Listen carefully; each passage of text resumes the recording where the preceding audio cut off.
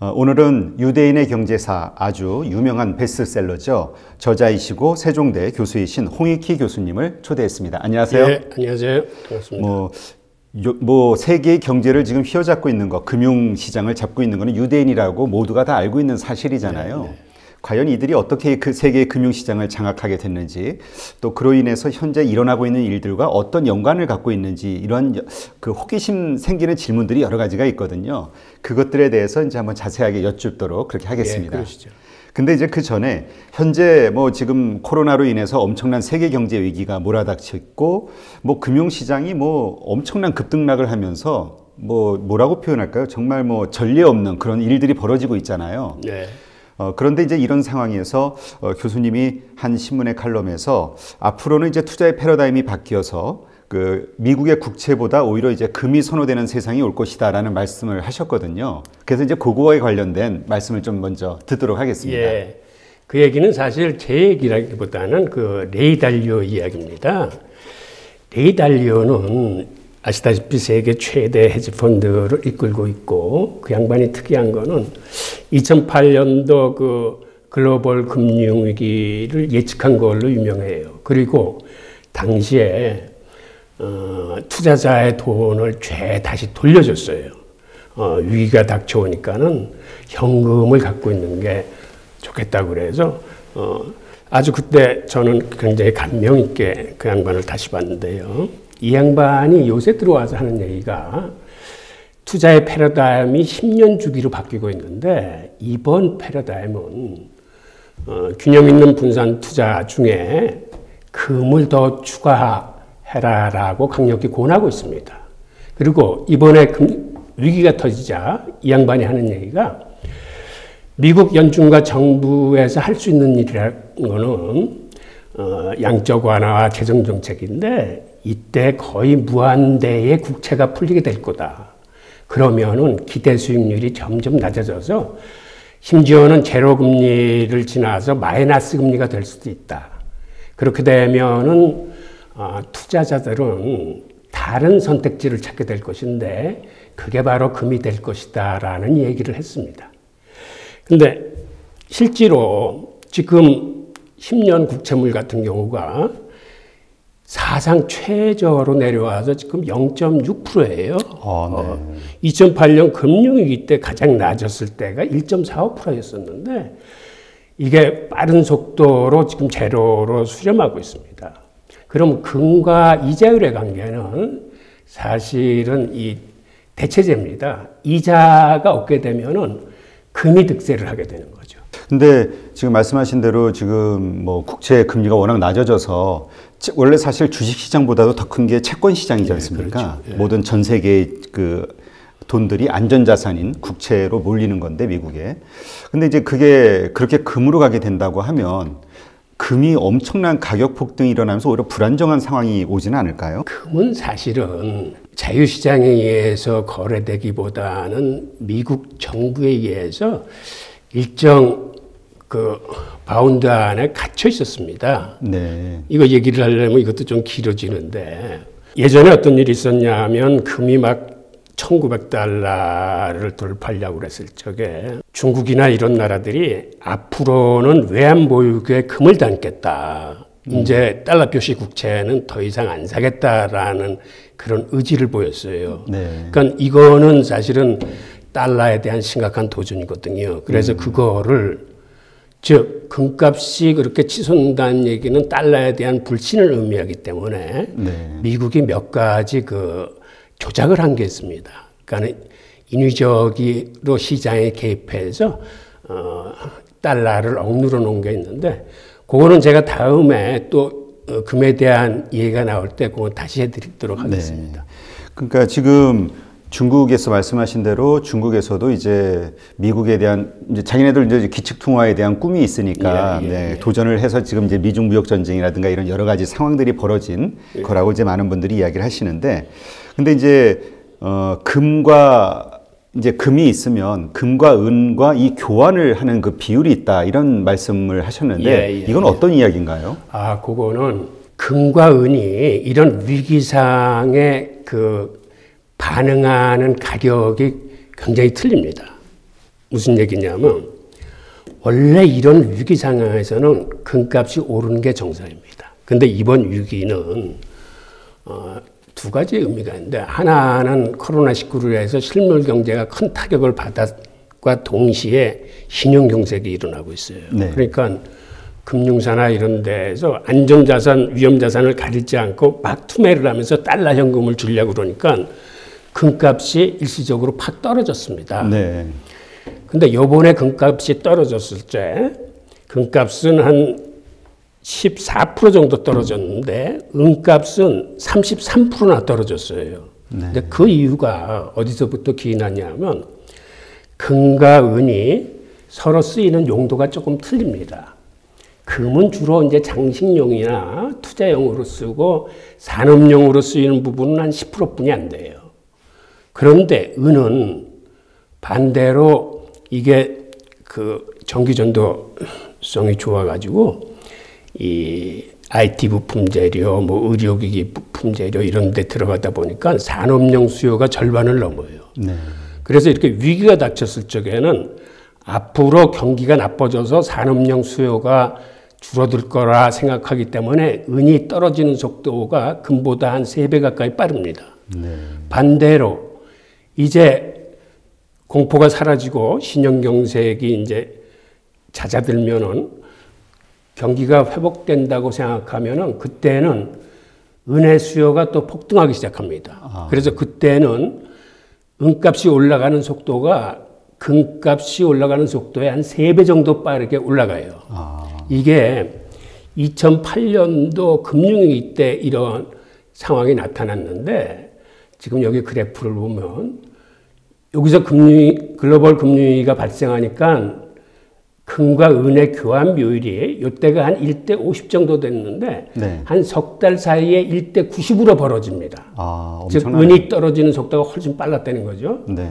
그리고 한 3개월 후서부터 이제 경기가 조금씩 회복되는 과정에서는 은값이 오르는 속도가 금값이 오르는 속도보다 한 3배 정도 빨라가지고 1대 90이었던 이 교환 비율이 1대 30으로 줄어듭니다. 그러니까 같은 기간에 은이 오르는 속도가 금이 오르는 속도의 3배 정도 빨랐다는 얘기죠.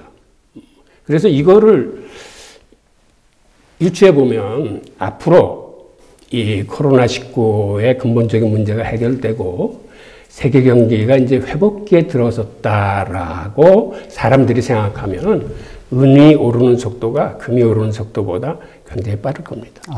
그건 아무래도 이제 산업의 수요 때문에 더 그렇게 되는 건가요? 예, 그렇습니다. 그렇군요. 뭐 말씀하신 대로 지금 세계 경제가 뭐 전례 없는 상황이잖아요. 네. 코로나라는 어떤 바이러스 때문에 엄청난 위기가 와 있는데 이것을 통해서 이제 세계 경제는 완전히 무너져 내릴 것이다 이렇게 예상을 하고 계시거든요.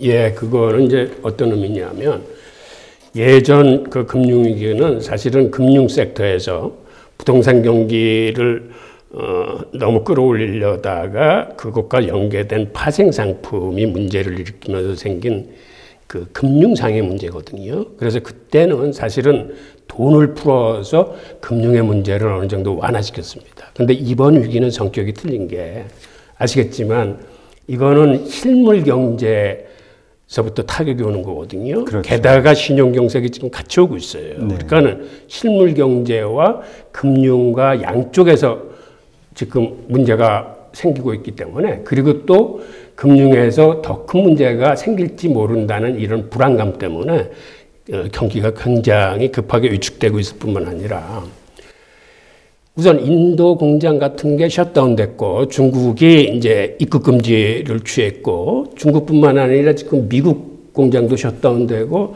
그러다 보니까 우리나라에 있는 해외 공장도 죄 셧다운 되고 이러한 셧다운과 입국 금지 같은 게 즉 인적 교류와 물적 교류의 중단이 수출을 굉장히 급감시킬 겁니다. 네. 그러면 우리 같이 수출 비중이 큰 나라는 훨씬 더 타격이 큰 거죠.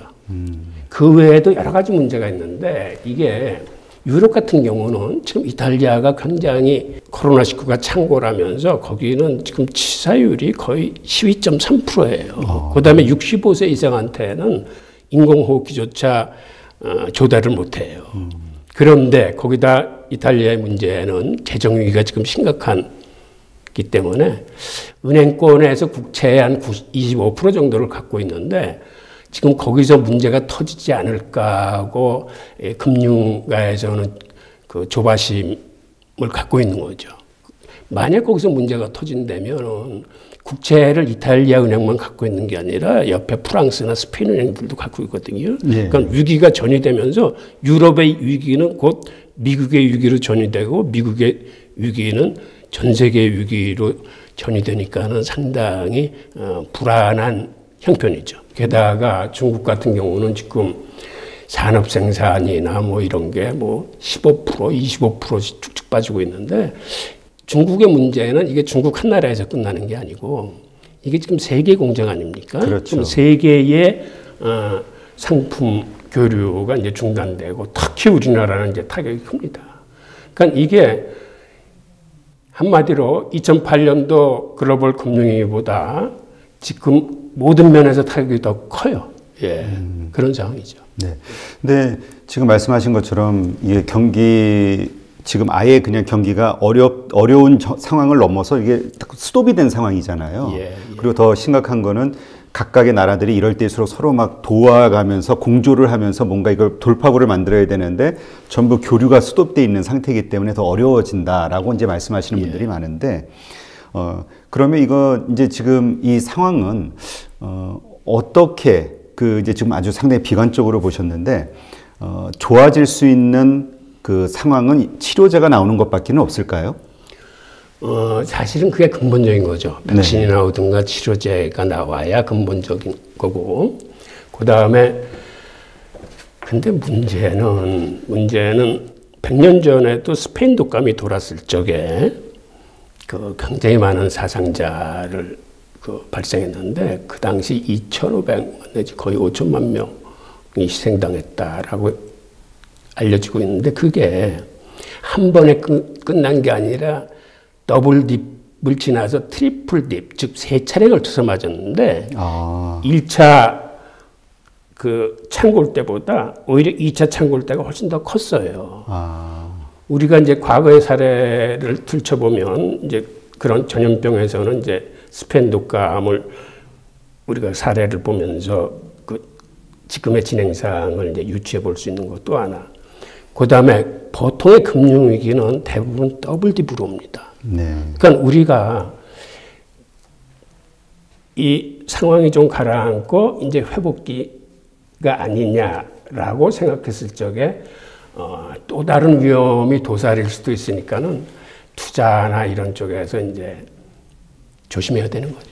예. 그러면 지금 이제 최악의 상황은 지났다라고 좀 사람들이 생각을 하고 지금 다시 주식시장서부터 이제 금융시장 같은 것들이 이제 반등을 하고 있잖아요. 예, 특히 뭐 한국 같은 경우는 더 그게 좀 센 것 같고요. 그럼 이게 그 이제까지의 전례를 보면은 이렇게 하다가 다시 이제 그 더블 D 형태로 떨어질 수도 있다라고 지금 생각을 하시는 건가요? 생각보다는 그런 우려도 있으니까 조심하는 게 낫겠다는 겁니다. 그러면 그 스페인 독감 말씀하셨듯이 이게 1차로 잡혔다 하더라도 이제 다 나중에 그게 좀 사그러들었다가 이제 다시 재발을 해가지고 더 크게 유행했다라는 말씀이시잖아요. 그러니까 결국 우리가 좀 되게 불확실한 미래를 지금 앞두고 있다. 예, 그렇죠. 지금 상황은 굉장히 불확실해요. 리스크가 큽니다. 그러면 이러한 것들을 해결하기 위해서 정말 그 뭐 세계 각국의 중앙은행들이 엄청난 그 재정을 통화 정책을 풀고 있잖아요. 네네. 특히 연준에서는 뭐 무제한 뭐 돈을 풀고 있고요. 지금 이러한 그 중앙은행들의 노력이 그 어떻게 될 거라고 보세요? 그 효과가 있을 거라고 보시나요? 이 경제를 다시 좀 회복시키는데?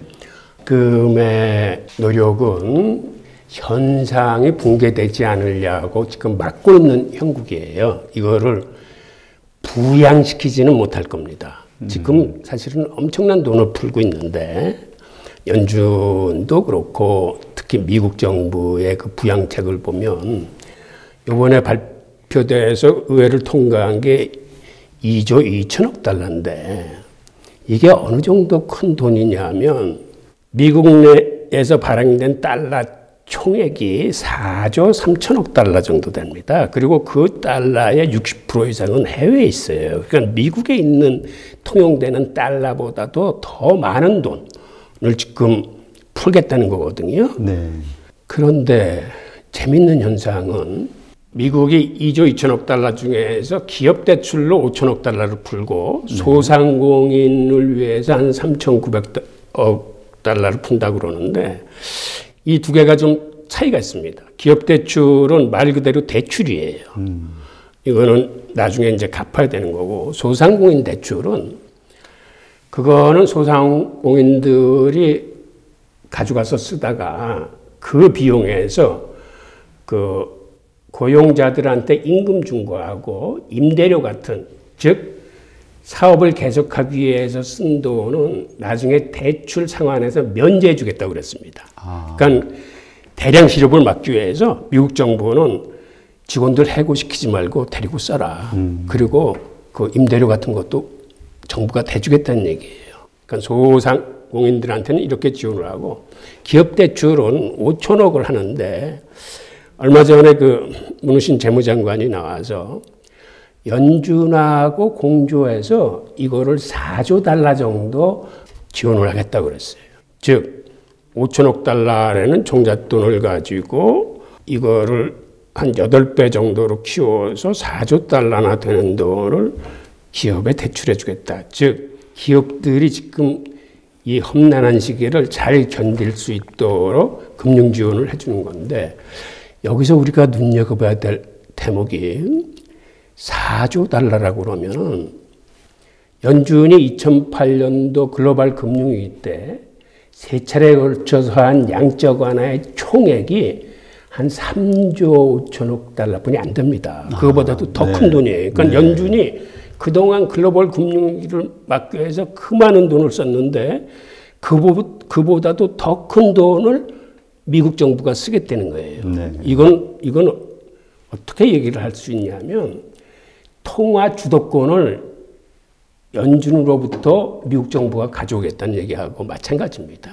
즉 그동안 이제 논란의 중심에 있었던 기본소득이라는 개념, 그 다음에 현대통화이론이라는 개념을 이번 위기를 통해서 미국 정부가 받아들인 거예요. 그러니까 아시다시피 현대통화이론이라는 건 연준은 그동안 은행을 통해서 자금을 풀었는데 그렇게 하다 보니까 이 은행에서 돈을 빌릴 수 있는 상위 계층들, 즉 담보 여력이 있는 계층들만 그 혜택을 봐서 자산 가격만 올려놨다는 그런 반성에서부터 시작되는 겁니다. 그러니까 그 사람들이 주식, 부동산 이런 자산 가격을 올리고 이 돈이 나머지 90% 이상의 국민들한테 가지 않았기 때문에 국민들은 소비 여력이 없어가지고 소비자 물가는 전혀 오르지 않고 심지어는 디플레이션을 우려할 정도로 쓰였다는 거는 돈이 한쪽으로만 몰려갔다는 거예요. 그래서 사실은 금융가에서도 그거를 이제 반성하기 시작하는 겁니다. 그동안의 양적 완화라는 게 사실 있는 자들을 위해서 이게 혜택이 갔지 실질적으로 우리가 경제를 못 살리지 않았느냐 하는 이런 반성에서 이번에는 사실 양적 완화가 아니에요. 양적 완화는 그 국채나 그 모기지나 이런 것들을 막 매입해줘서 돈을 푸는 건데 이번에는 사실은 대출입니다.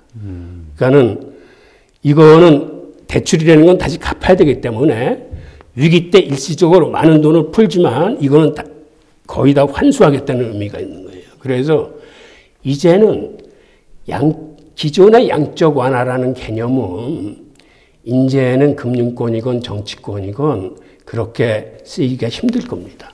그런 뜻이 좀 있죠. 그렇군요. 그 연준의 그 FRB 의장이 사실은 금융의 대통령, 세계의 대통령이었잖아요. 모든 어려운 나라들이나 아니면 어려운 상황에 빠진 그 기업들이나 나라들은 전부 거기 입만 쳐다보고 뭔가 대책 나올 거를. 근데 그럼 이제 앞으로는 이제 연준 의장보다는 대통령에게 더 우리가 그 많은 그 이런 어떤 해결과 관련된 이야기들이 나올 거라고 예상해야 되는 건가요? 그렇죠. 이제는 통화 정책은 사실은 이제 와서는 별 무기를 갖지 못해요.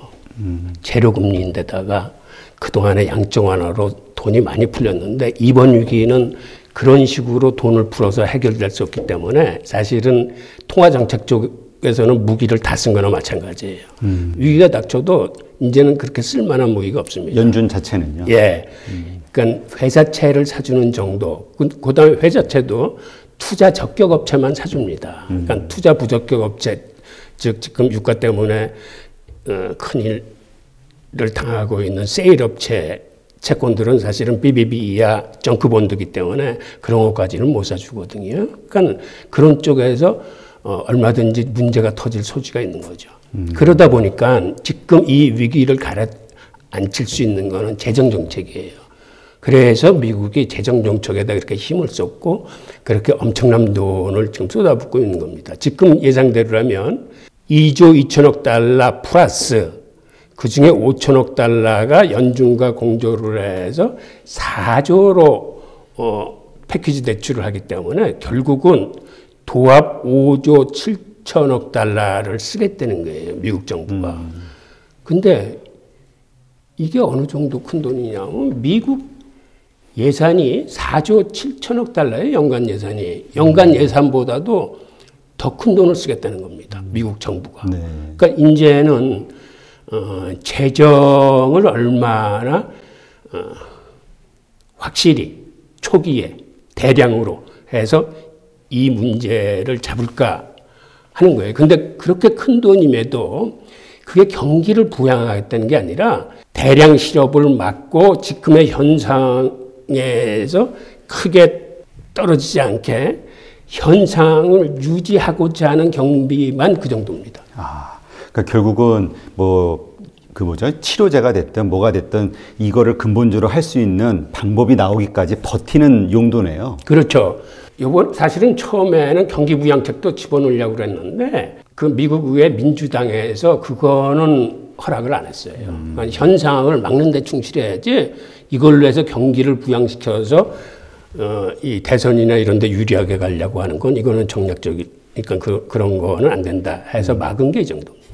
그래서 이번에 그 미국에서 1인당 국민들에게 $1,000인가요? 예, 성인 1,200달러, 아동들 500달러씩 네. 해서. 제가 알기로는 4인 기축 한 3,400달러니까는 아직까지는 일인 것 같고, 그 다음에 지금 1차 이거 위에 미국 정부가 아마 2차를 준비하고 있을 겁니다. 네. 그러니까 이런 기본소득을 준다는 건 사실 이게 약간 그 포퓰리즘이고 사회주의 정책이잖아요. 근데 이제 자본주의의 그 원조격인 이 미국에서 이러한 것들이 벌어지는 거에 대해서 좀 의아함을 가지는 분들도 많더라고요. 예, 맞습니다. 예. 지금 그 정도로 그러니까 사람들이 지금 살기가 어렵다라는, 기본적으로 생계를 유지하기가 어렵다라고 미국에서는 판단하고 있는 건가요? 정부들은? 그렇죠. 예. 그게 그 미국 연준이 발표한 그 자료를 봐도 알겠지만 미국 사회에서 소득이 증가하고 있는 계층은 지금 상위 1%뿐이 없어요. 차상위 9%도 현상 유지하고 있고 국민 90%는 소득이 점점 줄고 있습니다. 그게 아마 여기 자료에 어디 나와 있을 텐데, 예, 이게 이 자료인데, 맨 밑에 있는 이 선이 상위 1%예요. 그러니까 네. 우상향으로 올라가고 있는 거는 상위 1%뿐이 없습니다. 그 다음에 요거는 차상위 9%인데, 보시다시피 이거는 현상 유지를 하고 있고, 맨 위에 그래프가 국민들 90%의 그 소득인데, 이건 보시다시피 매년 해가 갈수록 소득이 줄어들고 있어요. 이 자료를 이건 민간 연구에서 발표한 게 아니라 미국 연준에서 2017년에 발표한 자료예요. 네. 이게 지금 연준이 3년마다 한 번씩 발표하는데 2014년에 발표했을 때는 상위 3%가 소득이 올라가는 걸로 됐었는데 그 후 3년 후에 발표한 자료를 보니까 상위 1%만 올라가고 있더라고요. 예. 그러니까 이게 소득의 양극화가 엄청나게 심해진다는 거잖아요. 미국조차도. 예. 한국도 마찬가지일 거고요.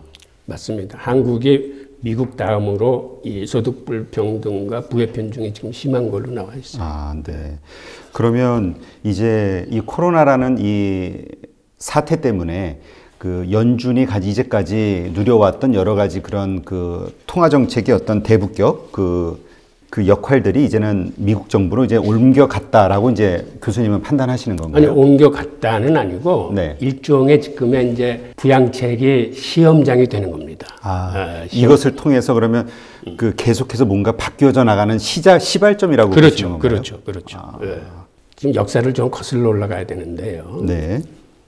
1971년도까지만 해도 미국이 주도해서 만든 그 브레튼 우드 체제라고 그래서 그게 이제 금환 본위제입니다. 네. 금을 기초로 해서 자국 내에서는 뭐 금을 바꿔주거나 하지 않지만 외국이 갖고 있는 달러를 가져오면 금을 바꿔주겠다라고 하는 게 이제 금환 본위제인데 그때는 금 1온수당 35달러에 하고 각국은 뭐 한 2% 내에서 변동 환율을 시작을 했었는데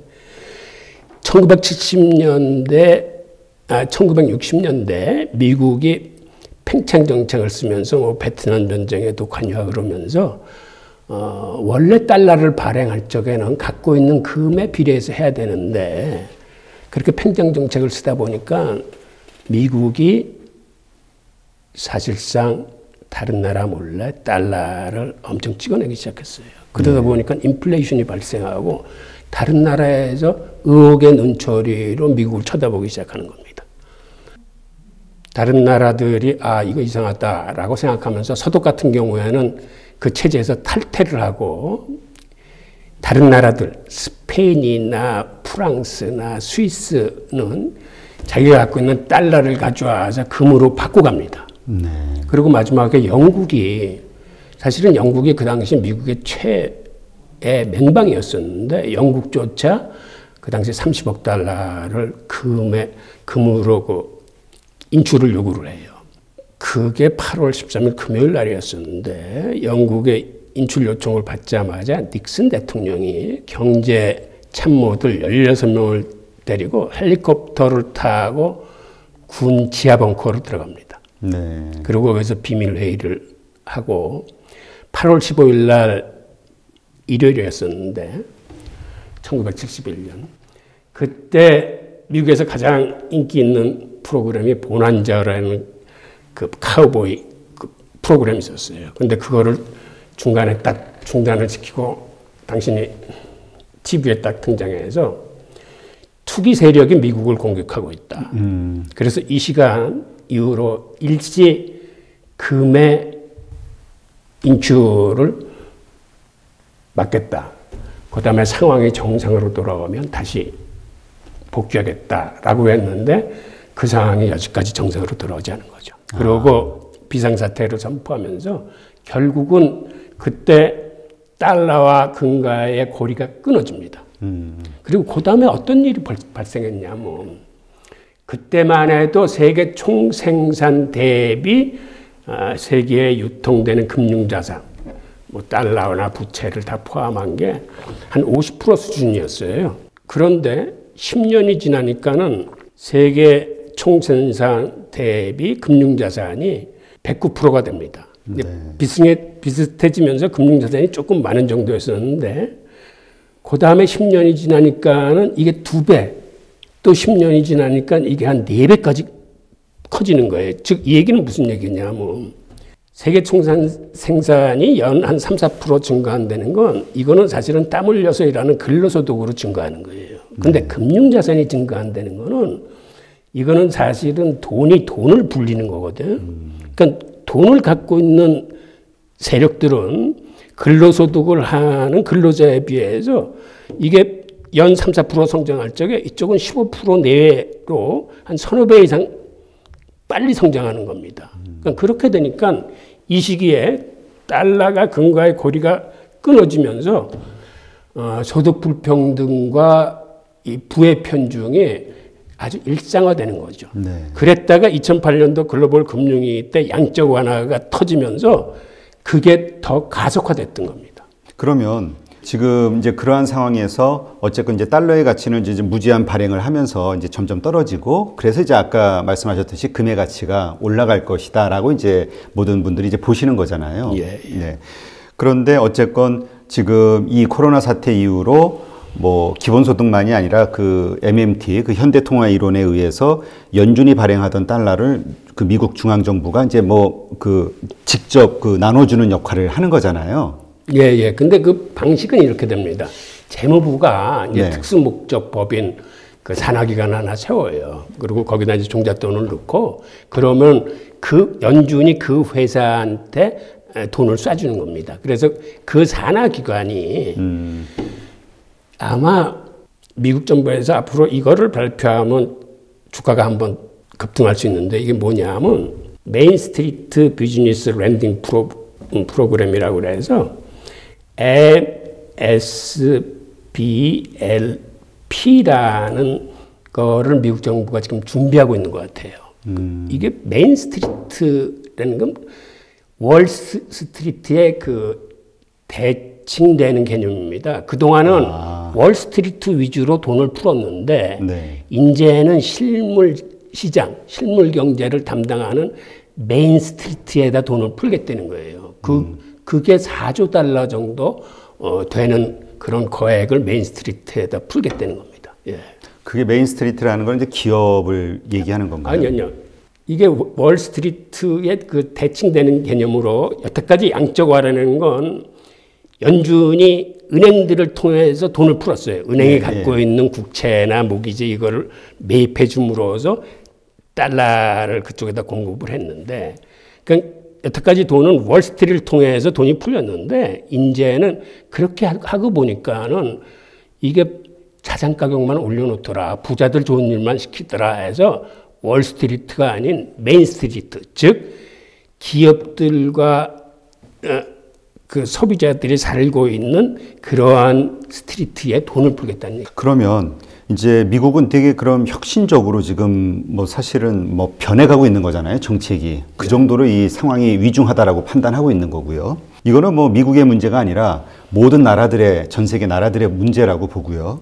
근데 이제 한국은 그렇지 않아도 지금 뭐 그 기존 산업들의 어떤 부진이라든가 뭐 이런 것들 때문에 어려워져 가고 있었는데 지금 이게 이제 또 직격탄이 된 거고 더 어려워지겠죠. 그래서 이제 교수님은 한국 경제도 뭔가 혁신적이고 과감하게 재정 정책을 써야 된다라고 말씀하셨는데요. 이 부분을 좀 이야기해 주시죠. 예, 우선 미국의 이번 경기 부양책이 아까 말씀드렸듯이 이걸 경기를 부양하겠다는 게 아니라 지금 무너져 내리는 걸 막겠다는 겁니다. 그런데도 자그마치 1년 예산보다 훨씬 큰 지금 5조 7천억 달러 정도를 쓰고 있거든요. 근데 미국이나 독일도 지금 연간 예산의 70%를 부양책으로 책정을 했어요. 네. 그러니까 이렇게 선진국들이 이렇게 다급하게 대량의 그 재정 정책을 쓰고 있는데 거기에 비하면 우리나라 같은 경우는 사실은 정부 부채 비율이 굉장히 양호한 나라입니다. 우리나라는 정부 부채 비율이 한 40%뿐이 안 돼요. OECD 중에서 가장 양호한 측에 들어요. 그런데 지금 선진국들이 그 재정 정책을 쓰고 있는 그 우선 양 그리고 그 내용을 들여다보면 그 질에 있어서 굉장히 혁신적인 방법을 동원하고 있어요. 기본소득도 그렇고 뭐 현대통화 이론도 그렇고 대출 방법도 대기업은 이런 식으로 그다음에 소기업은 더 실질적인 지원이 될 수 있도록 여러 가지 세분을 했기 때문에 우리가 그 선진국들의 부양책을 자세히 들여다보고 그거를 좀 연구할 필요가 있어요. 양에 있어서도 지금은 뭐 우리나라 같은 경우 연간 예산이 470조인가요? 그 정도 되는데 거론되고 있는 것은 그것의 뭐 4분의 1도 안 되는 이런 금액이고 우선 양적인 면에서 선진국들에 비해서 굉장히 미흡할 뿐만 아니라 질적인 면에서도 그들이 쓰는 여러 가지의 그 세부적인 대책을 좀 보고 그 다음에 우리는 우리 실정에 맞춘 어떠한 그 혁신적이고 상황에 맞는 방법들을 우리가 아마 더 연구하고 고민해야 될 거예요. 그럼 현재 이번에 뭐죠?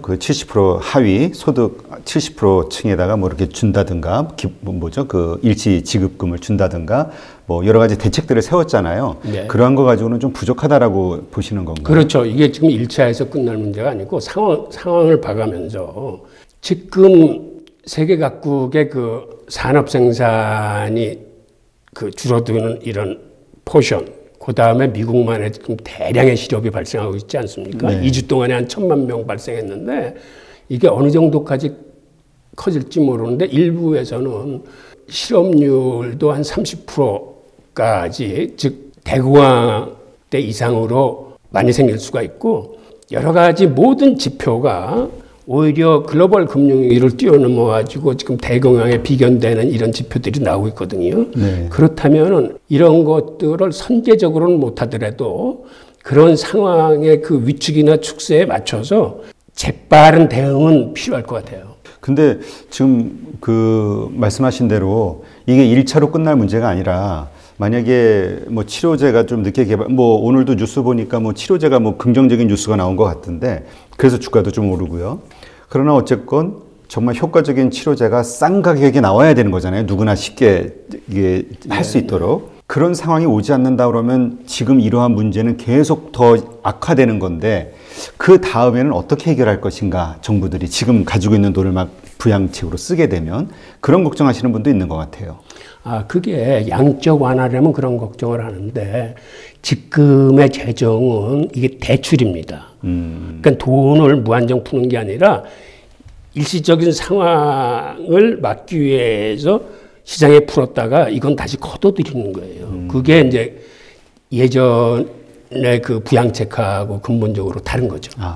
예. 그러면 이런 상황에서 정부의 재정 정책들이 지금은 이제 뭐 이렇게 소득을 좀 나눠주는, 그러니까 좀 먹고 살 수 있는 기본 버틸 수 있는 돈을 나눠주는 방식이라면, 그러면 그러한 치료제가 됐든 뭐 이런 좀 상황이 긍정적으로 전환되는 그 지표가 나오면은 그 다음에는 이제 부양책으로 넘어가야 될까요? 경기 부양책? 경기 부양책으로 가야 되겠죠. 그런데 문제는 지금 상황을 막기에도 극복하기 때문에 지금은 거기까지는 생각하기가 좀 힘들고, 또한 현실적으로 지금 선거를 앞두고 있는 나라는 야당에서 그걸 허락하지 않아요. 그렇죠. 미국도 그렇고 한국도 뭐 이거 비용까지 문제가 많죠. 쓰는 것도 논리적으로 타당하면 되는데 이거를 경기를 부양시켜 가지고 현 정권에 유리하게 끌고 가겠다는 건 미국도 그렇고 어느 나라도 달가워하지 않는 거죠. 그러면 일단 우리가 뭐 미국이 됐든 아니면 독일이 됐든 선진국들이 어떻게 재정 정책과 통화 정책을 펼치는지 스터디를 해서 그에 버금가는 뭔가는 해야 되겠네요. 최소한. 그렇죠. 그렇죠. 네. 지금은 비상시국이기 때문에 미국도 전시 상황이라고 그러지 않았습니까? 비상시국에는 비상하게 대처를 해야 되는 거죠. 근데 그 느낌이에요. 우리 한국은 되게 어려운 고난을 많이 겪었잖아요. 또 남북 대치 상황에서 또 그런 뭐 전쟁의 위기 때문에 공포스러웠던 적도 많았고 위기도 겪었고 이러다 보니까 좀 둔감한 것 같아요. 그냥 잘 되겠지. 별로 이렇게 좀 그 낙관적인 그런 생각을 가진 분들이 의외로 많이 계시더라고요. 근데 낙관이라는 건 사실은 좋은 거예요. 네. 그러니까 우리 경제가 어려움이 뭐 있지만은 어떻게든지 이걸 해결하고 일보 후퇴 다음에는 이보 전진이 있을 거다라는 것 때문에 사실은 경제도 발전하고 사회도 개선되기 때문에 굉장히 좋은 건데, 지금 상황은 우리가 다른 나라에 비해서 너무 지나치게 낙관적이에요. 이렇게 하면 안 되는 거죠. 지금 상황은 이게 다른 나라는 위중하다고 판단했기 때문에 저렇게 대량의 경기 부양책을 꺼내드는 건데, 거기에 비해서 우리 정치권이나 이런 데서는 조금은 한가한 소리라고 그럴까요? 재정을 그렇게 함부로 쓰면 안 된다 그러는데, 지금 통화정책도 쓸 수 없는 이런 판국의 재정을 이런 위기에는 써야 됩니다. 그렇게 말씀하시는 분도 있더라고요.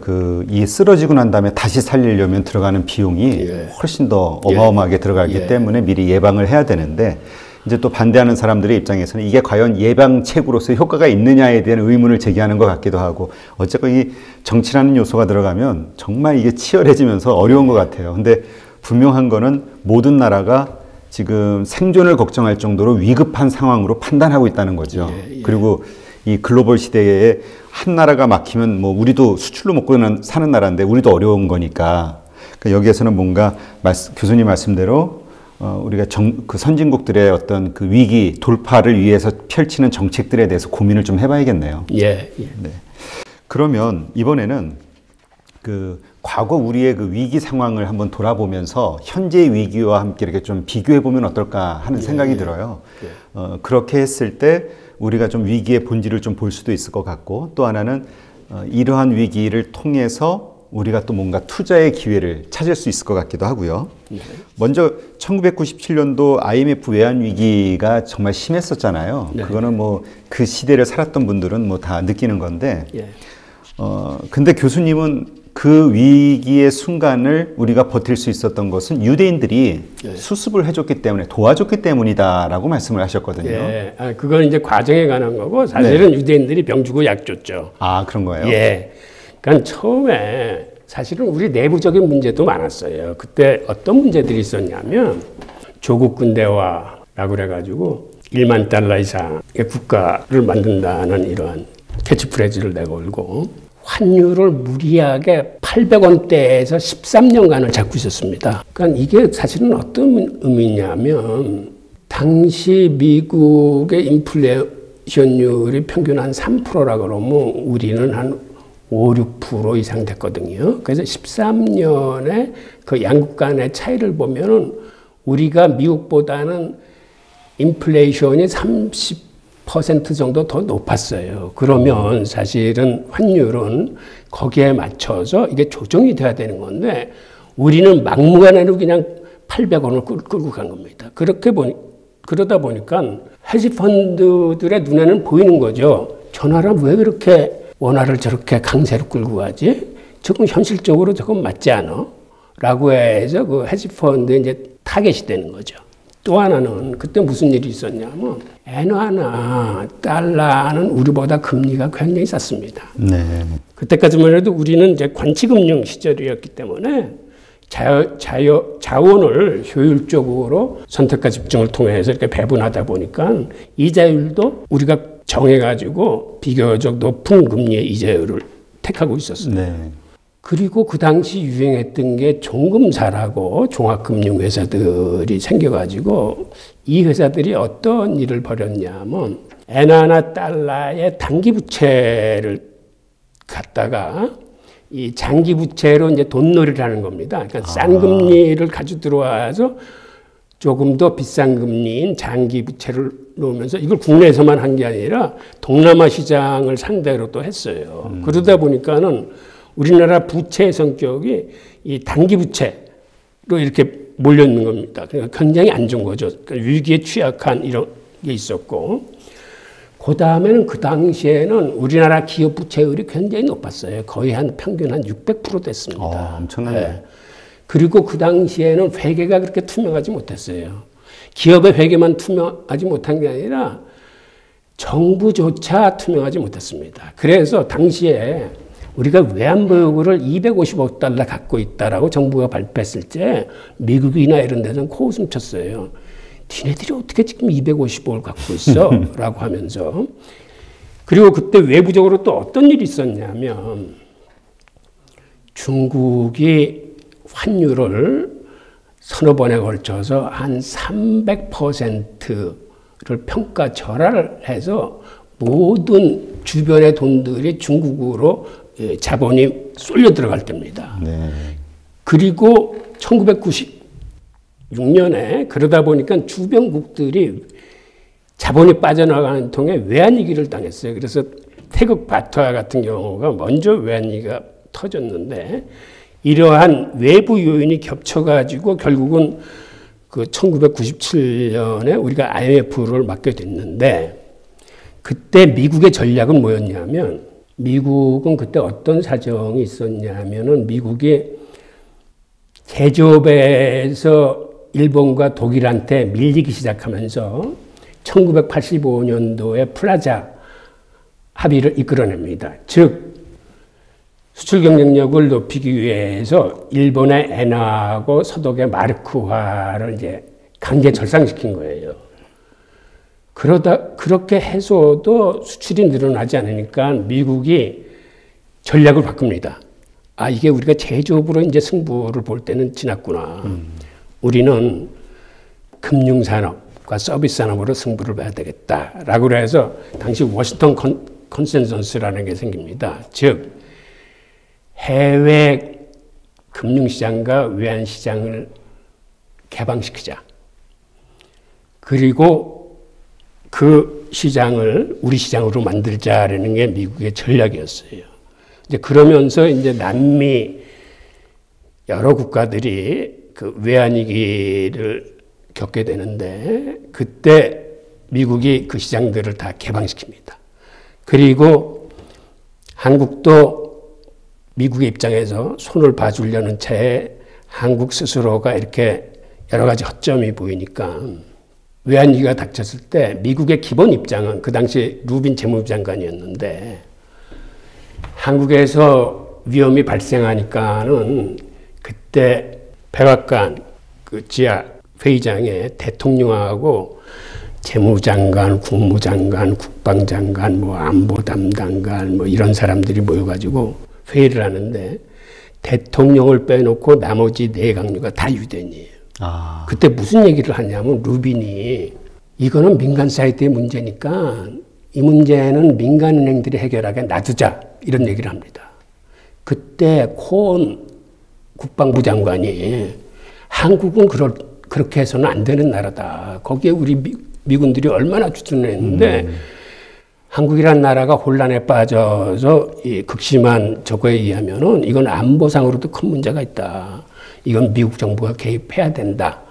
라고 얘기할 적에 그 당시 국무장관이 울브라이트였었는데 그 국무장관이 그쪽 편을 듭니다.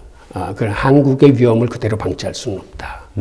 라고 그래서 미국 정부가 개입하는 걸로 그 외에서 결론이 나요. 그러니까 이때 사실은 유대인의 도움을 한번 받은 거예요. 아, 그냥 시장에 놔뒀으면 더 최악의 상황으로 흘러갈 그렇죠. 수 있었는데 네, 미국이 도와주는 거군요. 네, 그래서 미국 정부가 개입하기로 했는데 단 개입 방법을 재무부가 그렇게 선뜻 나서서 도와주는 게 아니라 이번 기회에 한국의 빗장을 완전히 열어제끼고 시스템을 바꿔놓자라고 그들이 이제 계획을 합니다.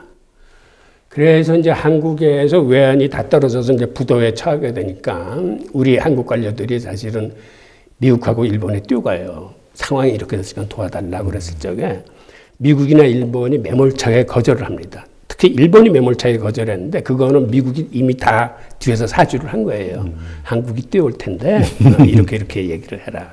이제 결국 그래서 이제 IMF에 들어가게 되는데 IMF에 들어가게 됐을 때도 사실은 우리가 IMF하고 협상한 게 아니에요. 그때 이미 가이트너 차관보나 그 립튼 차관보가 협상단 뒤에 그 호텔에 다 나와 있어가지고 모든 그 지시나 이거를 미국 재무부 지시에 따라서 그 협상이 된 거거든요. 네. 그리고 결정적으로 그 다음에 한번 유대인들이 한번 더 도와준 적이 있었는데 그렇게 도와주는 과정에서 부도 처리를 우리가 막지 못하니까는 완전히 국가부도에 처하게 됩니다. 그때가 크리스마스 이틀 전에 12월 23일인데 그래서 이거 이대로 놔두면 안 되겠구나 해서 미국의 루빈 재무장관, 그다음에 그 서머스, 그 당시 부장관, 가이트너, 차관보 다 유대인들이거든요. 이 사람들이 나서가지고 그날 하루 종일 전화에 매달려서 각국 재무장관과 각국 은행에 전화 걸어서 한국의 부채를 지금 상황에서는 자제해달라. 그 수표나오면 돌리지 마라. 부도내지 마라. 라고 다 설득을 합니다.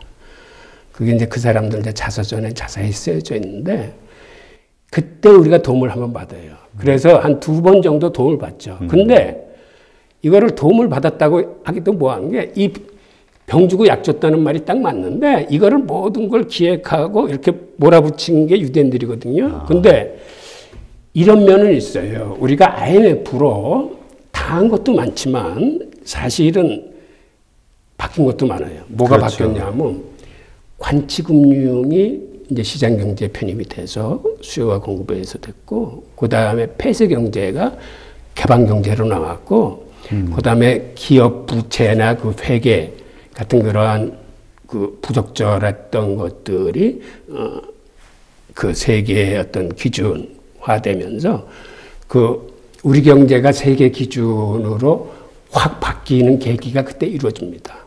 하지만 문제는 그 과정에서 우리의 국부가 많이 유출됐어요. 네. 그렇죠. 그러니까 지금 돌이켜놓고 보면 그런 얘기 하시는 분들이 많더라고요. 2008년 금융위기 때나 미국의 경우나 아니면 유럽의 경우, 뭐 여러 가지 나라들의 경우를 보면 오히려 엄청난 재정을 풀고 통화를 풀어가지고 살려내려고 노력을 하는데 우리는 전부 긴축을 해가지고 다 팔아제끼게 했잖아요. 예. 그거에 대해서 좀 울분을 토하시는 그런 분들도 계시더라고요. 그렇죠. 예. 그렇죠. 근데 외환위기 때 어떤 과정으로 어떤 그 한국의 부를 외국인들이 가져갈 수 있었는지 그런 것들 좀 설명해 주세요. 왜냐하면 이런 생각이 드는 거예요. 지금 우리는 말씀하신 대로 글로벌화, 스탠다드화가 돼가지고 뭐 금융이라든가 하여튼 이렇게 돼 있지만 그러지 않은 나라들이 아시아나 뭐 중국도 그렇고요. 뭐 남미 쪽에도 막 여러 나라 있고요. 브라질이 됐든 우리 또 투자도 많이 하고 여러 곳들에서 만약에 어떤 위기 상황이 발생했을 때 이번에는 우리가 그 부를 가져갔던 외국인들의 입장에서 그런 기회를 또 찾아볼 수도 있지 않을까 이런 생각이 드는 거죠. 예. 한번 좀 말씀해 주시죠. 예. 그 당시에 그 기업 부채가 한 평균 한 600% 정도 됐기 때문에 어미나 부채 상환기일이 돌아오면은 그 기업들이 그걸 마련하기 위해서 백방으로 떴지만은 그 위기 상황에서 그렇게 마련이 쉽지 않았어요. 그러다 보니까 우리 한국 삼성그룹 같은 데도 자회사들을 한 4개 정도 할 수 없이 팔았습니다. 그 당시 뭐 굴삭기는 볼보로 넘어가고 뭐 또 어떤 건설 기장대는 클라크로 넘어가고 뭐 화학 분야는 뭐 듀퐁으로 넘어가고 그다음에 태우그룹 같은 데는 완전히 공중분해됐어요. 그래서 그때 그 소형차, 사실은 우리가 소형차 강국이고 경쟁력이 높은데도 불구하고 왜 GM으로 넘어갔잖아요. 네. 그런 건 참 속상해요. 이렇게 해서 기업들이 헐값에 매각됐을 뿐만 아니라 문제는 구조적으로 증시, 상장되어 있는 증시의 우량주들과 금융주들이 아주 헐값에 넘어가게 됐습니다. 그게 어떻게 그렇게 된 거냐면 일단 위기가 닥쳤을 때 주식시장 같은 경우가 최고점 대비 한 40%까지 떨어집니다. 60%가 이제 폭락한 건데 게다가 환율은 800원대 환율이 2,000원까지 뛰어요. 기존 100원이었던 게 주식시장에서 60원 떨어졌는데 옛날에 이걸 사려면은 1대 800이라는 환율로 사야 됐었는데 이게 1대 2,000이 되니까 여기서 60% 떨어지고 여기서 한 2배 반 정도 떨어지니까 정상 가격의 한 15% 정도의 주식들이 그냥 헐값에 넘어가는 겁니다. 근데 이런 경우는 사실은 외환위기를 당하면 대부분의 나라가 이렇게 돼요. 그래서 아까 말씀하셨던 거, 만약 우리가 다른 나라가 위기를 당했을 때 어떻게 하면 우리가 그 기회를 활용할 수 있냐는 거는 사실은 주식시장에서 그쪽에 우량주나 이런 것들을 사는 방법이에요. 우리는 사실은 그렇게 말고도 또 많이 당했는데 그러다 보니까는 세계의 그 사모펀드들이 들어와 가지고 이제는 아주 기업들을 정해놓고 SK면 SK, 뭐 텔레콤 해가지고 그것들을 그 여러 개 샀다 팔다 경영권 간섭했다 하면서 큰 돈들을 이렇게 벌어가지고 나가서 심지어는 한국은 헤지펀드의 놀이터다라는 말이 있을 정도로 이제 많이 당했거든요. 그런데 그런 식으로 다른 나라의 부를 가져오는 건 사실은 마땅치 않아요. 그러니까 주식시장이라는 공개시장에서 떨어진 주식은 그거는 사더라도 그건 시장, 수요와 공급에서 사는 거니까 문제가 없는데 우리 한국인들도 그때 받았던 여러 가지 상처들, 우리가 외환은행의 론스타르거나 칼라이거나 그 당시 많은 상호펀들이 있었는데 네. 감정이 안 좋잖아요. 그렇죠. 예. 그래서 기회는 많을 겁니다. 앞으로도. 하지만 취득하는 방법에 있어서는 당시 유대인들이 했던 그런 방법이 아니고 우리가 주식시장에서 그렇게 많은 주식이 헐값으로 넘어가는 동안 이제 어떤 일이 생겼냐면 나중에 외국인 자본들이 산 우리 외국인 비중이 사실은 산 금액만큼 더 이상 팔았어요. 그러니까 오히려 예를 들어서 그 사람들이 뭐 5조 달러어치 우리 주식을 샀다라고 가정을 하면 사실은 나중에는 그보다 훨씬 더 많은 금액을 팔아서 이미 투자한 돈은 다 건졌음에도 그 후에 남은 우리나라의 외국인 그 비중이 30%가 넘습니다. 전체 주식시장에 주주에 와 엄청나네요. 이번 위기 때도 보니까 그 외국인 비중이 거의 한 40%까지 우리 연초에 올라와 있었거든요. 삼성전자 같은 경우는 외국인 비중이 한 57%까지 됐는데 이번 위기 때 우리 개미들이 동학혁명이라고 일컬어질 정도로 엄청나게 샀지 않았습니까? 네. 그럼에도 불구하고 한 2%뿐이 차이가 안 나더라고요. 지금도 55%예요. 거의 뭐 외국인 회사네요. 그리고 우리가 외환위기 때 우리 기업들의 주식이 어느 정도 넘어갔냐면 은행 같은 경우는 세계가 그냥 통째로 저쪽으로 넘어갔고 나머지 은행들도 그 주식의 60%가 그 외국인한테 넘어갔어요. 근데 그 외국인 자본이라는 게 태반이 미국계 자본이자 유대계 자본이에요. 그럼 지금 국민은행 같은 경우도 외국인 자본 비중이 한 66% 정도 되는데 그거 우리 은행이라고 얘기할 수 있습니까? 그 주인이 누구일 것 같아요? 주인은 미국 회사네요. 유대인. 그 엄청나네요. 유대인들의 그 금융에 대한 그 돈을 버는 방식. 그러면 우리도 우리가 경험한 뼈아픈 그 외환위기를 통해서 배워야 하는 게 있다면, 그래서 이제 결국 뭐 우리가 그걸 통해서 수업료 낸만큼 뭔가 또 걷어야 되는데, 뭐가 있을까요? 우선 우리가 배워야 되는 거는 외국인들이 그렇게 우리나라에 행했던 여러 가지 그 행위 중에서 지금 말씀드린 것 같은 건 굉장히 이제 아픈 거죠. 네. 우리 국부가 그 당시 많이 유출되고 했는데, 그런데 아까 그 초반에도 얘기했지만 이게 안 보이는 축복이라고 이를 정도로 굉장히 우리 경제 체질을 확 바꿔놓은 요소들이 많습니다. 우리가 배울 수 있는 건 우리가 위기 속에서 어떤 그 국제적인 룰이나 우리가 미처 알지 못하는 어떤 그 경제나 금융의 어떤 판의 움직임이라거나 이 변화, 그때는 우리가 무지해서 당했거든요. 몰랐죠. 그러니까 결국 과거의 사례에서 이게 과거에 묻히면 안 되고 이게 현재 살아 숨쉬는 역사여야 되는 게 과거의 사례를 보고 반성하면서 현재 벌어지고 있는 일들을 같은 시각으로 봐야 되는 거죠. 그건 아까 그 초기에 미국이나 독일 등이 저렇게 대량으로 재정 정책을 쓰고 그들의 사실은 정부 부채가 우리보다 훨씬 높은데도 그게 그리고 경기 부양인 어떠한 과한 게 아닌 현실을 틀어막기 위한 거를 쓰는데 우리는 지금 이 사태를 거기에 비해서 그들이 그렇게 엄중하게 보고 있는 것에 비해서는 너무 정말 낙관적으로 보고는 건 아닌가. 그 다음에 세계의 금융판이 바뀌고 있는데 우리는 그걸 제대로 이해하고 있는지. 그 다음에 아까도 말씀드렸지만 그 포퓰리즘이라고 매도했던 어떤 기본소득이라는 거. 그 다음에 현대통화 이론 나왔을 적에 주류경제학에서는 그런 말도 안 되는 이론이라고 해서 그런 발칙한 이론을 도저히 수용 못했어요. 저 자신도 저게 뭐지? 라고 할 정도로. 그러니까 경제학에서 얘기하는 건 공짜 점심은 없다는 거거든. 네. 그렇게 돈을 많이 풀면은 필연적으로 인플레이션이 일어나지라고 그러는데 사실 양적 완화로 그렇게 많이 돈을 풀었는데 인플레이션이 일어났습니까? 오히려 디플레이션 걱정하는 상황이죠. 그건 자산 가격만 올린 거 아니에요. 그러니까는 현대 금융 자본주의의 문제가 뭔지, 왜 그렇게 됐는지, 그렇다면 이걸 어떻게 시정해야 되는 건지. 이게 사실은 자정 능력을 갖고 있으면 시정이 됐을 텐데 월가의 자정 능력이 없는 거죠. 사실은 유대인들은 유대교를 믿는 민족이기 때문에 탈무드에 보면 이런 게 있습니다.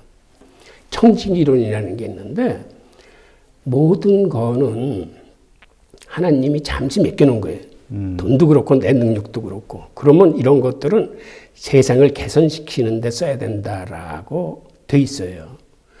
그 다음에 하나님은 부자를 쓰신다고 하는데 그때 부자는 인체에서 심장과 같은 역할입니다. 이 부자의 돈이 흘러야 인체가 골고루, 즉 인체는 일반적인 서민을 얘기하는 건데 그래서 부자는 돈을 움켜쥐고 있으면 안 되고 사실은 이거를 흘려보내야 돼. 써야 돼.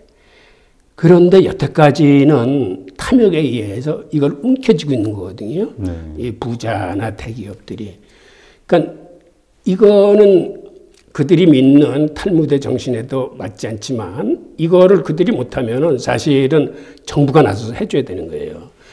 1929년 그 대공황이 왔을 때 프랭클린 루즈벨트 대통령이 중간에 당선이 됩니다. 근데 그 양반이 했던 게 뭐냐면 취임 다음 날 모든 은행들을 일시에 다 정지시키고 감사관들을 다 투입을 해요.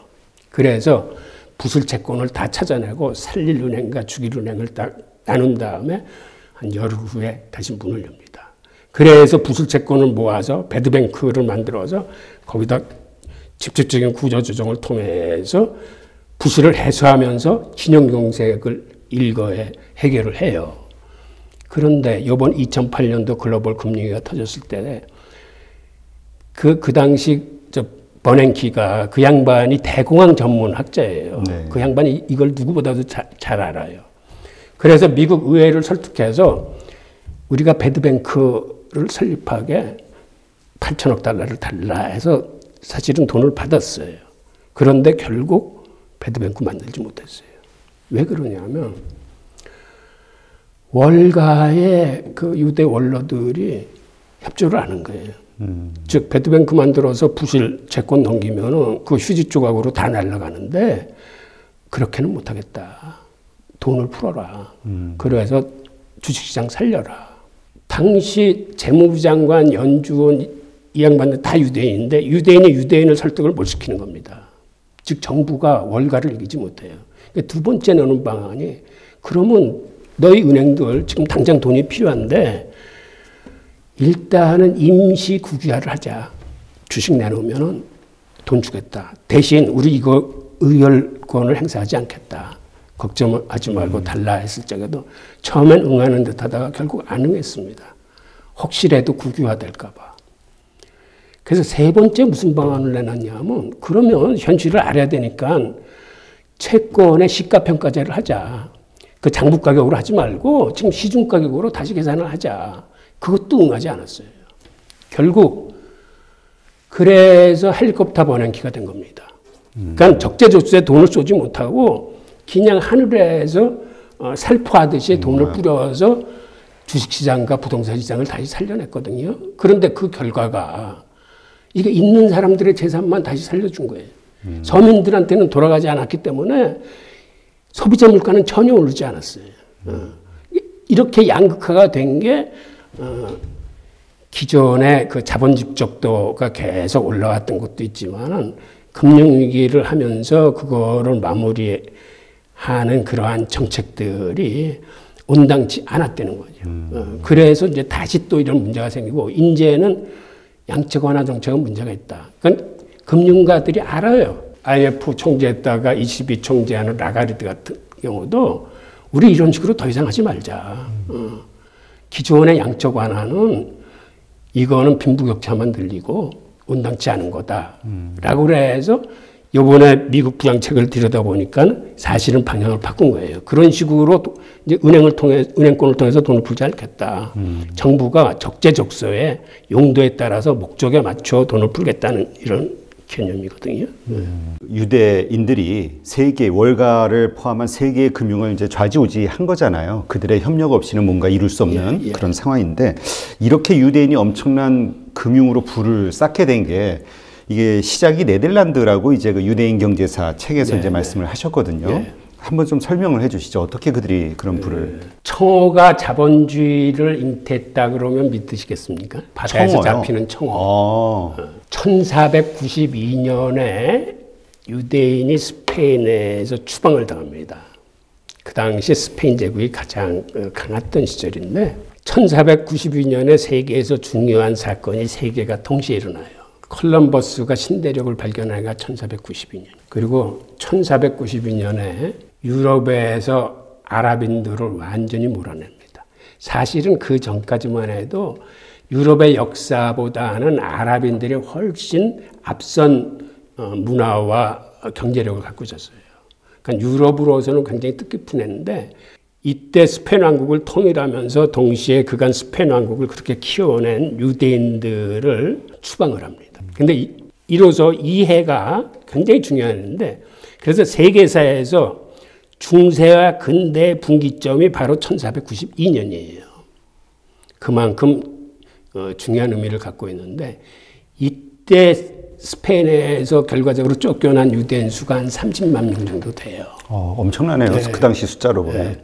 그래서 이 사람들이 비교적 종교의 자유가 있는 지역으로 찾아갑니다. 그리고 자기 동족들이 기틀을 잡은데 그게 지금의 그 벨기에와 네덜란드가 있는 그런 저지대예요. 근데 그 당시 저지대라는 건 굉장히 살기가 힘든 지역이에요. 왜 그러냐면 바다보다 땅이 낮기 때문에 이 땅에 소금기가 많아가지고 농사도 지을 수가 없어요, 거의. 우리가 더치페이라고 그러면은 사실은 좋은 의미에서 쓰이긴 하지만 사실은 이 어원은 그렇게 좋은 건 아니고 그 당시 그 네덜란드 사람들이 하도 살기가 힘드니까 모이면은 누가 한 사람이 이렇게 식사를 낼 수 있는 그런 여건이 안 돼서 다들 자기 먹을 걸 싸가지고 갑니다. 그래서 그 더치페이의 이제 유래가 된 건데 네. 그렇게 못 살던 네덜란드에 어떤 일이 닥치냐면 저쪽 발티크에서 잡히던 청어가 조류가 바뀌어서 네덜란드 앞바다에서 잡히기 시작하는 거예요. 그 청어를 잡으면서 네덜란드 어부 하나가 손칼을 하나 개발을 해가지고 선상에서 이 청어의 이 내장을 가르고 해가지고 그 바닷물을 좀 끓여가지고 함수라고 하는 거기다 집어넣으면은 이 청어가 상하지 않아요. 네. 그런 기술을 개발하는 통에 다른 나라들은 청어를 잡으면 이걸 빨리 가지고 들어와서 소금에 쟁겨야 하기 때문에 고기를 많이 못 잡았는데 네덜란드는 그 기술 때문에 그득그득 만선을 해가지고 들어와서 그 다음에 소금에다 이걸 절여요. 네. 당시 유럽은 금식기간이 많기 때문에 금식기간에는 고기를 못 먹는데 생선은 먹을 수가 있었어요. 네. 그러니까 소금에 절인 생선이 이제 엄청나게 팔려가는 거죠. 유대인의 금식기간이 아니면은 유럽 사람들의? 기독교나 마찬가지. 1년에 4분의 1은 금식을 해야 되는데 그 통에 이제 절임 청어들이 많이 팔렸는데 유대인들이 추방당해서 네덜란드에 와보니까 그 당시 인구는 한 100만 명뿐이 안 되고 최 못 살았던 나라인데 네덜란드가요? 네, 국민의 대부분이 청어잡이를 하는데 그 청어에 쓰이는 소금을 저쪽 북쪽의 한자 상인들한테 그 암염을 받는 겁니다. 근데 암염이 땅속에서 캐내는 거기 때문에 굉장히 비싸요, 생각보다. 근데 자기들이 살았던 스페인에 그 바스크족들이 그쪽에서 대구를 잡으면서 그걸 소금에 절였는데 그쪽에서는 천일염을 생산을 해요. 그러니까 유대인들이 바스크의 그 천일염을 사다가 한자 상인들이 되는 암염하고 경쟁을 하는데 이쪽이 질이 좋고 가격이 싸요. 천일염이. 예, 그러니까 당연히 시장을 유대인들이 장악하게 됩니다. 소금 시장을. 소금 시장을 장악한 후에 그때 이 소금 시장에 밀리면서 한자 상인들은 이때 도태되기 시작합니다. 그리고 한자 상인들이 도태됐던 원인 중에 하나가 유대인들이 쓰는 환원을 받지 않았어요. 그러니까 이 사람들이 맨날 현찰당사만 하다가 유대인들이 뭐 종이 쪼가리 주면서 뭐 다음에 현찰을 주겠다고 그러니까 이 사람들로는 도저히 그거를 이해할 수가 없는 거예요. 그 시장에서 도태되고 그 다음에 유대인들이 청어 시장을 잡은 다음에 그 다음에 청어를 균일하게 품질을 관리해서 협회를 세워서 유대인들은 무슨 산업을 하나 주도를 하면 그걸 꼭 독점으로 만듭니다. 아주 특징적이에요. 그래서 청어 산업을 독점 산업으로 키워내서 청어에서 돈을 많이 벌어요. 그러다 보니까는 모든 그 당시 네덜란드 사람들이 다 청어잡이에 그 몰리면서 고기 잡이배가 굉장히 모자라는 거예요. 유대인들이 조선소를 세워가지고 많은 배를 만들기 시작합니다. 그리고 배를 만들면서 고기 잡이배만 만든 게 아니라 그 다음에는 화물을 운송할 수 있는 화물선을 만들어요. 당시 화물선의 그 관세는 어떻게 매겼냐면 지금처럼 상품별로 매기는 게 아니라 물건을 일일이 조사하기도 힘드니까는 갑판의 면적으로 매겼어요. 배가 한 대 들어오면 니네 갑판 넓이가 어느 정도 돼? 그 넓이에 따라서 통행세를 매겼어요. 네. 그러다 보니까 유대인들이 통행세를 아끼는 방법은 갑판을 좁게 만드는 거예요. 그래서 당시 해적들이 많아가지고 갑판에 대포들도 많았는데 그런 거 다 떼내고 갑판을 조그맣게 만들고 배를 싣는 이 선복을 이렇게 크게 만든 거예요. 그러니까 배불뚝이 배가 된 거예요. 유대인들이 만든 배는 통행세를 아주 적게 냅니다. 그러니까는 화물 운송 경쟁력이 생기는 거죠. 네. 그리고 배 만드는 기술도 유대인들이 뛰어나기 때문에 배 만드는 비용이 다른 나라의 반값 정도에 만들어요. 그러다 보니까 다른 나라보다 화물 운송비가 3분의 1뿐이 안 되는 거예요. 그 가격 경쟁력을 획득해가지고 거의 유럽의 화물을 네덜란드가 다 싹쓸이 하다시피 합니다. 그래서 암스테르담이 물류 기지로 커요. 모든 중개무역들은 다 암스테르담에 모이는 거예요. 그리고 암스테르담이 그렇게 물류 기지가 되다 보니까 거기서 중개무역이 활성화돼 가지고 모든 무역망이 그 암스테르담 중심으로 크면서 그다음에 무슨 일이 벌어지냐면 동양하고 무역을 하는데 그렇게 먼 거리 무역을 할 적에는 대규모 자금이 투자되는데 그걸 어느 몇 사람의 힘으로 그런 회사를 만들기가 힘들어요. 네. 그래서 네덜란드 동인도 회사를 만들 적에 유대인들이 최초로 그 주식회사라는 개념을 생각해냅니다. 물론 주식회사가 옛날부터 있어 왔는데 근대적인 의미의 주식회사는 네덜란드 동인도 회사가 최초예요. 네. 그래서 주식회사가 네덜란드에서 탄생을 하고 그 다음에 이게 한번 중국하고 거래하면은 뭐 2, 3년씩 걸리니까 그 기간 동안에 이 주식을 갖고 있다는 게 이 투자자들의 입장에서는 힘들 때도 있으니까 주식을 거래하고 싶은데 이 거래가 쉽지 않아서 뭐 카페 같은 데서 이렇게 하다가 나중에 그거를 활성화시키기 위해서 주식 거래소를 만듭니다. 네. 그리고 암스테르담에 그 많은 물건들이 각국에서 몰려들다 보니까 화폐 종류가 너무 많은 거예요. 한 1000가지 이상에 대해서 네. 자기들도 헷갈리는 거예요. 그래서 최초의 중앙은행격인 암스테르담 은행을 만듭니다. 그래서 화폐 통일을 이루어내요. 즉 청와에서부터 시작돼서 이렇게 걸어온 게 결국 주식회사, 주식거래소, 중앙은행이 다 네덜란드에서 탄생을 하는데 이게 청어잡이로부터 이렇게 자본주의 씨앗까지 오게 되는 게 100여 년뿐이 안 걸렸어요. 아, 네. 네.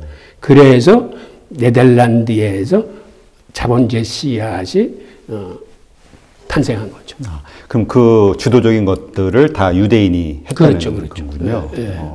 그렇게 해서 이제 거기서부터 이제 중세 유럽의 모든 그 금융과 관련된 사업들을 이제 유대인들이 네, 그때 또 무슨 일이 있었냐면 그 당시만 해도 시중의 이자율이 거의 한 15% 정도 이랬어요.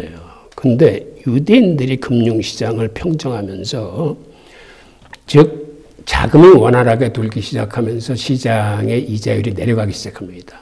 그게 어느 정도까지 내려갔냐면 2, 3%대로 내려가요. 아, 네. 정말 획기적인데 즉 이렇게 저금리가 되면은 정말 사회적으로는 많은 발전이 일어납니다. 그래서 그때 세계의 무역망이 다 깔려요.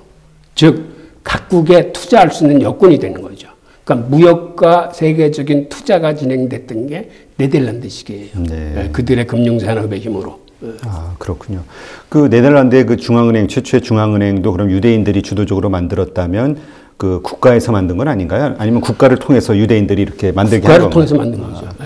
근데 지금 우리가 연준 같은 경우를 보면 미국의 중앙은행이잖아요. 하지만 그건 하나의 일종의 주식회사이다. 월가의 어떤 그냥 네, 맞습니다. 민간은행의 연합체. 예, 그렇게 이야기하시는 분들이 있거든요. 좀 설명을 해주시죠. 연준의 정체에 대해서.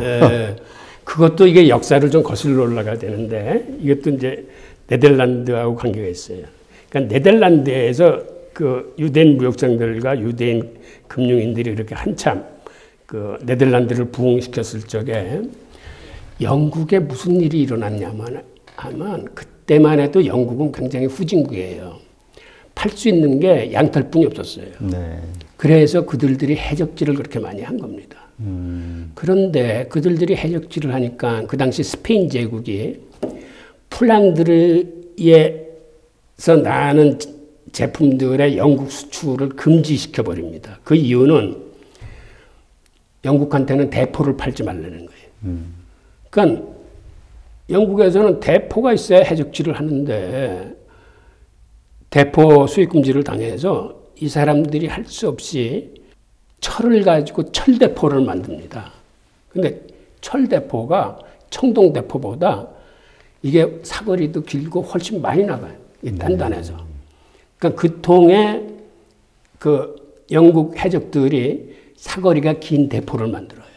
근데 사거리가 길긴 한데 쏴보니까 상대방의 명중을 안 해. 이게 제멋대로 날아가. 네. 그래서 당시 헨리 8세 왕한테 보고를 했어요. 우리가 대포는 개발을 했는데 저게 명중률이 형편없다. 그러니까 헨리 8세도 한참 생각하다가 국립 그때 무슨 얘기를 하냐면 야, 그 밑바닥을 좀 평평하게 만들어봐. 이런 얘기를 해요. 즉 영국에서 최초로 평저선이 탐생하는 거예요. 보통 배는 바다에서 빨리 달리기 위해서 이렇게 밑바닥이 뾰족한 유선형입니다. 네. 이거를 첨저선이라고 그러는데 평저선은 그냥 밑바닥을 평평하게 만드는 거예요. 그럼 대포를 쏴도 이게 그 반동을 흡수하는 이 면적이 커지기 때문에 훨씬 명중률이 높아져요. 사실 이 평저선에 대해서도 할 얘기는 많은데 우리나라 배가 고대로부터 이 평저선이에요. 그래서 우리나라 임진왜란 할 때 일본의 외선보다 훨씬 명중률이 높았던 거예요.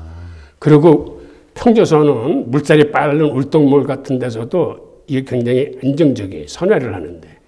근데 첨저선은 물살이 빠른 곳에서 돌려고 그러면 전복됩니다. 그러니까 우리가 임진왜란 때 그 외적들을 물리칠 수 있었던 게 우리 배가 평저선이었기 때문이에요. 그런데 재밌는 거는 바로 이것 때문에 영국이 스페인의 무적 함대를 깹니다. 그러니까 영국의 대포는 사거리가 한 100m 정도 날아가는 거예요. 그런데 무적 함대 대포는 60m뿐이 안 날아가. 그러니까 영국이 한 80m 정도의 거리를 계속 유지하면서 대포로만 공격을 해요. 그러니까 무적 함대가 더 이상 진입할 수도 없고 그러니까 한 열흘 정도 이렇게 헤매다가 항구에 정박했을 때 화공으로 그 무적 함대를 영국이 깨요. 그래서 해상권을 영국이 가져옵니다. 기본적으로 해상권을 장악하는 민족이 세계를 지배해요. 근데 영국이 해상권을 장악하고 보니까 이걸 가지고 뭐 써먹을 데가 별로 없거든. 근데 네덜란드가 그렇게 잘 나가니까는 어떻게든지 통행세는 받아야 되기 때문에 항해조례라는 걸 발표해요. 이게 뭐냐면 모든 배는 영국에 들러서 통행세를 내고 가라는 거예요. 한마디로. 어딜 바다를 떠 있으면. 네. 그래서 이쪽으로 갈 배도 영국에 가서 통행세를 내고 가야 되는 거예요. 그러니까 네덜란드로 봐서는 이게 도저히 말도 안 되는 거기 때문에 세 차례 전쟁을 합니다. 그때 영국하고 네덜란드가 전쟁을 하는데 결국 져가지고 네덜란드 해안이 다 봉쇄가 돼요. 그러니까 무역선들이 나갈 수가 없는 거예요. 그래서 당시 유대의 대표인 납비를 영국의 크로멜한테 파견을 해요. 그래서 협상을 합니다. 협상 결과는 네덜란드의 무역상들이 그대로 영국을 이주하기로 했어요. 그래서 무역상들이 그대로 이주를 합니다. 그 후 영국이 무역을 주도하게 되는 거예요. 그 후진국이었던 영국이. 게다가 그 다음에 또 무슨 일이 벌어졌냐면 당시 네덜란드 총독인 윌리엄 공이 영국 왕의 딸을 하고 결혼하면서 그 영국 왕이 승계 서열 1위 부부가 됩니다. 그런데 영국에서 어떤 일이 벌어졌냐면 의회하고 왕하고 싸우면서 그 왕이 쫓겨나요. 그래서 영국 의회가 네덜란드 총독을 영국 왕으로 초청을 해요. 근데 그 총독이 네덜란드의 독립을 위해서 싸울 때 그 총독을 도와줬던 사람들이 유대 금융인들이에요. 이제 네덜란드에서 마저 쫓겨가면 우리는 살 곳이 없다고 그래서 정말 헌신적으로 전쟁 자금을 내서 이 왕을 도와줘서 네덜란드를 지킵니다. 근데 이 왕이 영국 왕이 되는 거예요. 그래서 영국 왕이 되면서 영국으로 갈 적에 이 유대 금융인들이 다 쫓아가. 그 당시에 왕들이 이렇게 좀. 네, 그러니까는 한마디로 네덜란드에 있던 무역상과 금융인들이 그대로 통째로 영국으로 옮겨갑니다. 그리고 이 왕이 영국에 가서 딱 이제 왕이 돼서 보니까 프랑스하고 전쟁을 해야 되는데 전일 왕이 프랑스에 망명해가지고 그 프랑스가 그 왕을 지원해서 일촉즉발의 전쟁 위기가 터졌는데 전쟁 자금이 없는 거예요. 그래서 당시 네덜란드에 있을 때 자기를 도와줬던 유대 금융인들한테 다시 한번 부탁을 합니다. 전쟁 자금이 필요하니까 돈을 빌려달라는데 그 돈이 너무 큰 액수야. 그 당시 120만 파운드를 빌려달라 하는데 그러니까 유대인들이 상당히 난처한 입장이 된 거예요. 이거 안 빌려줄 수도 없고 빌려줬다 잘못하면 뛸 수도 있고 그래가지고 이제 어떤 생각을 하냐면 이 양반들이 스코틀랜드 금융인을 전면에 앞세워가지고 신디케이트 대출을 하면서 왕한테 딜을 해요. 어떤 딜이냐면 저희들이 한번 돈을 모아보겠습니다. 그런데 왕께서 이거 하나 허락해 주십시오. 그 돈을 모아서 우리가 주식회사 은행을 만들고 그 자금을 다 빌려드릴 텐데 대신 왕은 저희들한테 그 돈을 갚지 않으셔도 됩니다. 그거를 영구 채무로 하고 연이자 8%만 저희들한테 주십시오. 그 당시 연이자가 한 12%였던 기 때문에 왕으로서는 이자도 쌀 뿐만 아니라 빚을 갚지 않아도 되니까 굉장히 좋은 조건이에요. 근데 저쪽에서 내건 조건은 대신 우리가 영국에 빌려준 그 돈을 담보로 은행권을 발행할 수 있는 발권력을 주십시오. 라고 해서 그때 그들이 성사가 됩니다. 그래서 그들이 처음에 120만 파운드도 못 모았어요. 한 80만 파운드 모았는데 그거를 금괴를 모은 거죠. 금괴를 주면서 그 돈만큼의 은행권을 발행을 해서 이제 그거를 이제 대출하는 거예요. 근데 여기서 참 이상한 셈법이 생기는데 자기들은 빌려준 것만큼 돈을 만들어서 또 썼기 때문에 사실은 미친 게 하나도 없어. 그렇죠. 그런데 꼬박꼬박 8% 이자를 받는 거예요. 그리고 자기들은 자기 돈대로. 그런데 미국에서 1913년에 JP 모건과 그 로스차일드 가문이 합작을 해서 연준을 만들 적에 이 시스템을 그대로 미국 연준이 따갑니다. 네. 영란은행이 생길 때 많은 유대 상인들한테 돈을 걷어서 이게 주식회사로 만들었어요. 그래서 여기서는 이익이 발생하면 주식들한테 다 배당을 해요. 네, 주주들한테. 네. 그런데 미국에서 연준을 만들 때도 그 시스템을 그대로 써서 민간 은행들이 그 자본금을 다 댄 거예요.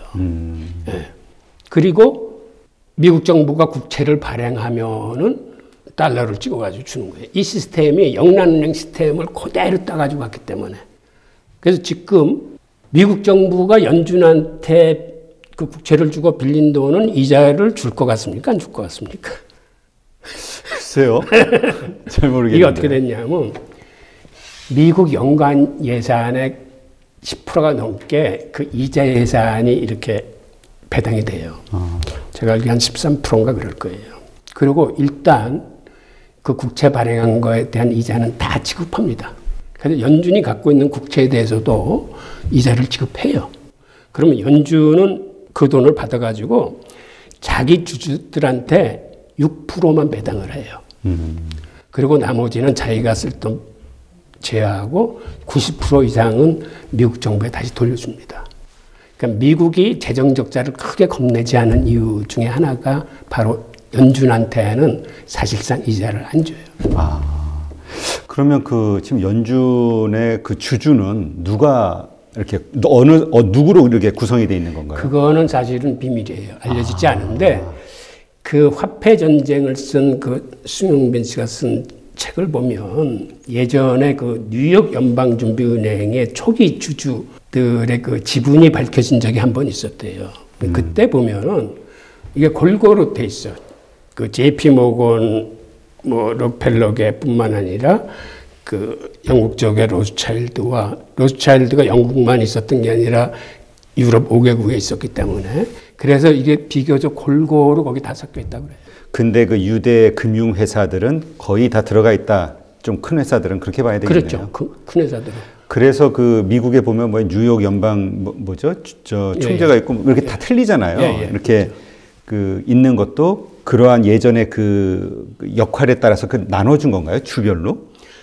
아니 그거는 처음 그 설계를 할 적에 그 설계도 유대인이 했었는데 그 12개 그 지역 연방은행을 갖게 돼 있어요. 그 중에서 이제 뉴욕이 가장 큰데 그리고 또 12개 산하에 또 작은 은행들이 있습니다. 그게 모여서 그 본점 역할을 하는 게 연방준비제도고 이 연방준비제도의 주주는 또 세계 각국의 민간은행들인 거죠. 그렇게 해서 그 연준이 그래서 이제 사실은 그 주식회사나 마찬가지다 사기업이다 이런 얘기가 나오는 얘기군요. 연준 의장을 대통령이 임명하기 때문에 국민들은 사실은 이게 국가기관인 줄 알아요. 그런데 실상은 지금 트럼프가 좀 예라서 그렇지 사실은 연준 의장이나 이사는 사실은 완전히 독립적인 이런 개체이고 정부와는 좀 벽을 두고 독립적인 기관인데 이 트럼프가 들어서고 나서 마치 하위기관 다루듯이 주인처럼 그러는 거군요. 네. 그러면 그 영란은행이 원래 이런 모델이었다고 하셨으면 지금도 그럼 영란은행은 연준하고 똑같이 주식회사나 마찬가지인가요? 영란은행은 좀 바뀌었어요. 영란은행은 나중에 영국의 그 사회주의 이게 들어오면서 그거는 거의 국유화가 됐습니다. 국유화됐고요. 그래서 세계의 금융을 좌지우지하는 연준이 이렇게 탄생이 됐고 이렇게 구성이 돼서 이제 현재 움직이고 있는 거군요. 말씀을 듣다 보니까 정말 유대인들이 금융과 관련해서 얼마나 파워풀한 집단인지 그래서 뭐 서로 밀어주고 땡겨주고 한다는 그 힘이 엄청날 것 같다는 그런 생각이 드는데요. 하여튼 이렇게 교수님께 말씀을 들으니까 근대서부터 이렇게 쭉 이어져 오는 역사를 들으니까 유대인의 저력이 새삼 좀 경이롭기까지 하네요. 네. 오늘 정말 재미있는 말씀 감사합니다. 고맙습니다.